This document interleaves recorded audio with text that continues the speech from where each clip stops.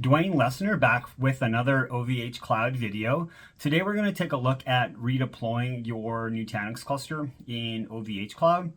Whether your requirements have changed, maybe you were using the cluster as swing gear, you have a test dev workload, and now you're going to redeploy for a new use case, you have that flexibility. Let's go take a look at the process. So we're already logged into the OVHcloud portal.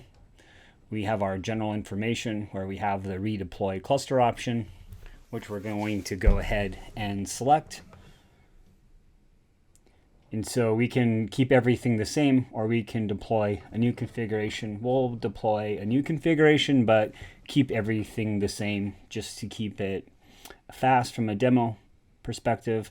So you can change the RF2 factor. I only have 3 nodes, so I can't really change that. Same with the erasure coding. You can choose to deploy one Prism Central or a scale out Prism Central, and then you can change your gateway information.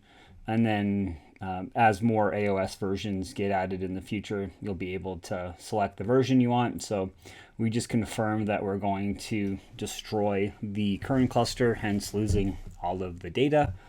And then we just have to wait for it to redeploy. So while we wait for the redeployment, we can also take a look at the OVH API. So there is also an API available that can be used to carry out the same process. So if you want to automate the workflow, you're more than willing to do so. So you can see here with the API put command, you can go and redeploy your cluster. You can change the IPs, both AHV and the CVM, and you can really do everything that we saw in the UI here as well. And this does a nice little job of creating the API command for you with their API Explorer.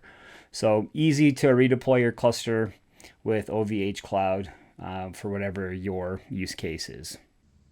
Simple and easy, like the rest of OVHcloud and Nutanix working together.